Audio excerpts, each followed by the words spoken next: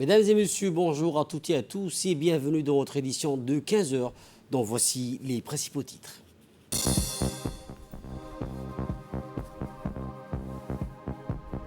Célébration du 10e anniversaire de l'installation des forces d'autodéfense à Djibouti. Et en actualité internationale, 193 millions de personnes sont en situation de faim extrême dans le monde selon le FAO. La force d'autodéfense du Japon stationnée à Djibouti a organisé ce matin la cérémonie du 10e anniversaire de l'installation des forces d'autodéfense du Japon à Djibouti. La cérémonie a été présidée par le commandant du quartier général de la flotte des forces d'autodéfense maritime et a vu la participation du vice-ministre parlementaire de la Défense en visite de travail à Djibouti, M. Nakazone Yatusaka, l'ambassadeur extraordinaire et plénipotentiaire du Japon à Djibouti, M. Utsuka Omiyo, le ministre de l'Éducation nationale et de la formation professionnelle, M. Mustafa Mohamed Mahamoud, chef d'état-major de la Défense, le général Tahir Ali Mohamed, commandant de la garde-côte djiboutienne, colonel Ouaïs Omar Bourré, commandant de la Marine nationale, colonel Ahmed Daher, les ambassadeurs des pays amis et frères et les forces militaires étrangères stationnées à Djibouti. La force d'autodéfense de Japon stationnée à Djibouti a été installée le 1er juin 2011, une première dans l'histoire de la force d'autodéfense du Japon, et cela fait aujourd'hui 10 ans. La cérémonie du 10e anniversaire de l'installation des forces d'autodéfense a été repoussée en mai 2022 en raison de l'émergence du Covid-19 de l'année dernière. La République de Djibouti et le Japon entretiennent d'excellentes relations et coopérations, spécialement dans le domaine militaire, transport maritime et la mission de lutte contre la piraterie. Par ailleurs, du 1er au 7 mai, la fanfare principale de la force d'autodéfense terrestre va présenter des concerts commémoratifs qui va commencer cet après-midi ainsi que jusqu'à la base française et italienne. Rappelons que le collège de Fukuzawa a été construit par la coopération japonaise.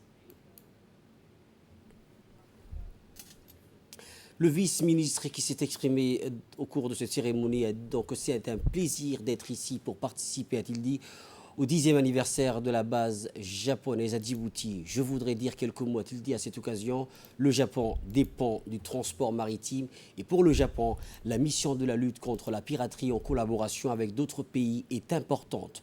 C'est grâce au gouvernement et à l'armée djiboutienne et les autres armées étrangères stationnées à Djibouti que nous puissions continuer à pratiquer les missions d'anti-piraterie dans si lointain du Japon et qu'on puisse commémorer le 10e anniversaire de la base japonaise.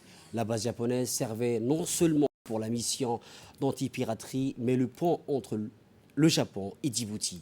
Lors des grosses pluies qui ont frappé Djibouti au novembre 2019, les membres des forces d'autodéfense japonaises à Djibouti ont effectué la première activité internationale de l'aide d'urgence. Je crois que cette activité effectuée par les membres des forces d'autodéfense a créé la fondation de la confiance entre le Japon et Djibouti.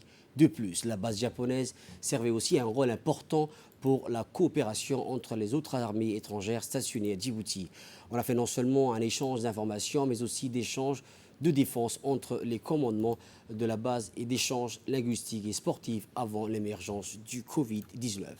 Mesdames et messieurs, toujours en nouvelles du pays, l'Ethiopie Investment Holding et Great Horn Investment Holding ont signé aujourd'hui un important protocole d'accord en vue d'explorer les opportunités d'investissement conjointes pour le développement d'un terminal de stockage de pétrole dans le parc industriel de Damerjoug.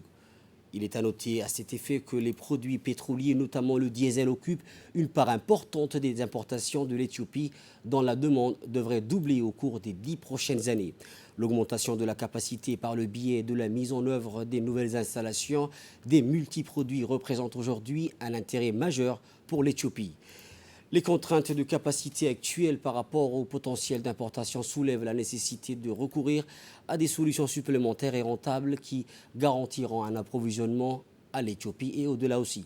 À travers ce protocole d'entente, les parties ont exprimé leur intention d'initier un investissement conjoint dans un nouveau terminal de stockage qui répondra à la demande. Mais le PDG de l'Ethiopie Investment Holding, M. Aboubakar Ahmed Haddi, a M. Abakar Omar Hadi, président des autorités des ports et des zones franches, ont ainsi paraphé l'accord.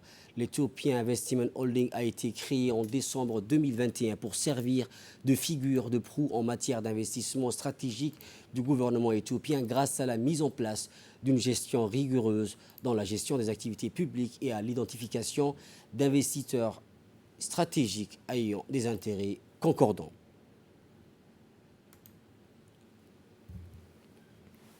Le chef de la délégation éthiopienne qui s'est exprimé après avoir paraphé ce protocole d'accord a indiqué qu'il s'agit d'une première d'une série d'investissements qui visent à relever certains des défis économiques les plus fondamentaux de l'Éthiopie et à permettre aux générations actuelles et futures de bénéficier d'un niveau de vie plus élevé.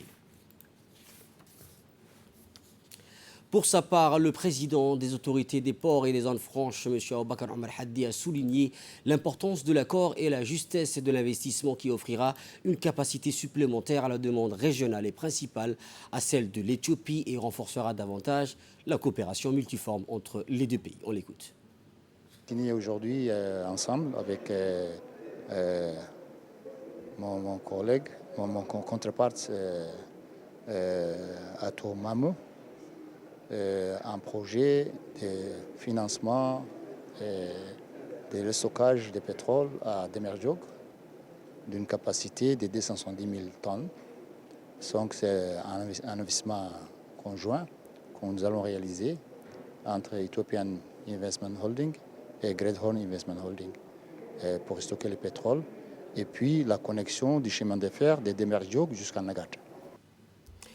Toujours aux nouvelles du pays, mesdames et messieurs, le directeur de la sécurité publique de la police nationale, le colonel Omar Hassan, a effectué ce matin une déclaration médiatique dans laquelle il explique au micro de la télévision nationale une affaire criminelle qui s'est déroulée dans l'enceinte de l'ancienne gare au premier jour de la Eid el-Fitr, le 2 mai. Toutes les unités de la police nationale ont été mobilisées en vue de procéder à l'interpellation de cet individu dans les plus brefs délais.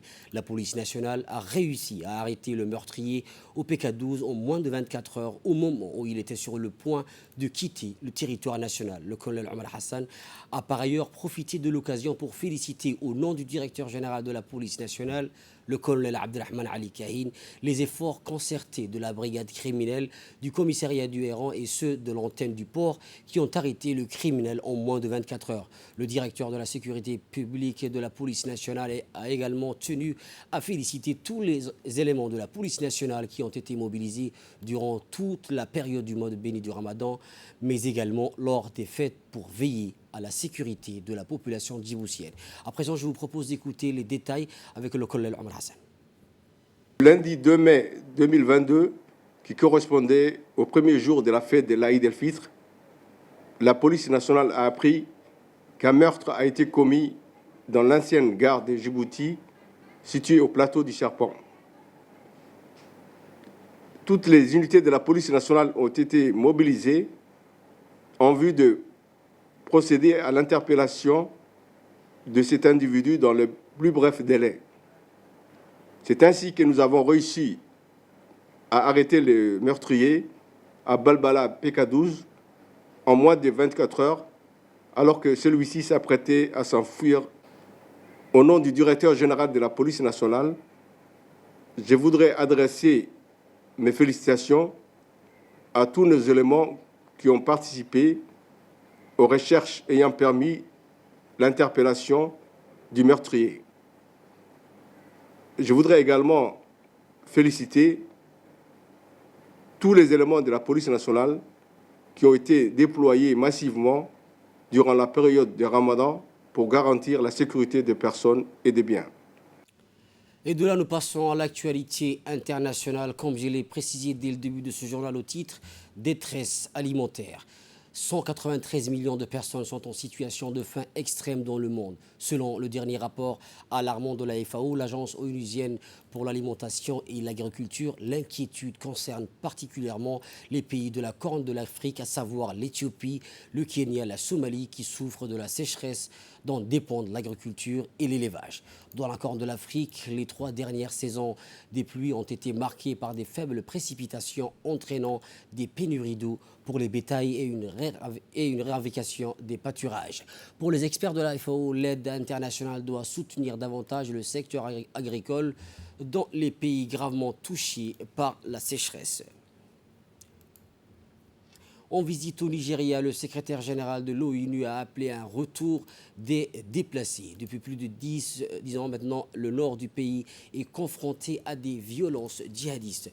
Le chef de l'ONU, qui a aussi visité un camp de réhabilitation d'anciens combattants terroristes, a aussi plaidé pour leur réintégration dans la société pour favoriser la paix dans le pays. Outre le terrorisme, le nord du pays est confronté à des différentes crises comme le changement climatique qui a entraîné des conflits pour des ressources limitées, notamment entre agriculteurs et éleveurs. Depuis 2009, les groupes terroristes dans le nord-est du Nigeria, comme Boko Haram, ont fait plus de 40 000 morts et plus de 2 millions de déplacés. Et enfin, le pétrole russe est cette fois-ci ciblé par les sanctions européennes. La présidente de la Commission européenne propose un embargo total, mais qui nécessitera une mise en œuvre progressive. Ursula von der Leyen précise plutôt donc que les livraisons de brut devront s'arrêter d'ici 6 mois et les importations des produits raffinés devront cesser d'ici la fin de l'année. Cet embargo sur les importations de pétrole doivent cesser, a-t-elle précisé. Ceci s'inscrit dans le cadre d'un 10e paquet de sanctions contre la Russie. Il comprend des nouvelles personnalités sur la liste noire de l'Union européenne, dont le chef de l'Église orthodoxe, le patriarche Kirill. Ces mesures devraient aussi frapper la principale banque du pays, Sberbank, à travers l'exclusion du système interbancaire international SWIFT. Mesdames et messieurs, c'est la fin de ce journal. Merci à vous de l'avoir suivi et excellente suite de programme sur Télé Djibouti.